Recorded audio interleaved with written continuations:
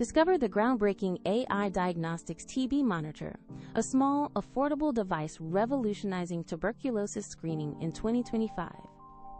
This wireless stethoscope, unveiled at MWC 2026, is a true game-changer for early TB detection, utilizing advanced artificial intelligence to listen to your breathing. It's specifically designed to make large-scale pre-screening incredibly easy and accessible, even without requiring extensive medical expertise, thus filling a critical gap in global healthcare.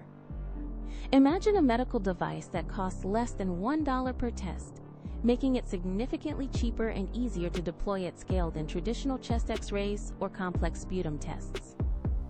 The AI Diagnostics Monitor sends your lung recordings to a paired tablet, where its powerful AI compares them to the world's largest TB audio database, quickly identifying potential matches for further diagnosis.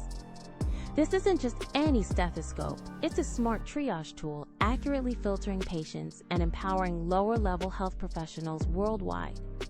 With its ISO 13485 accreditation and plans for WHO recommendation, this innovative AI medical device is set to expand beyond South Africa into Asia and other African nations.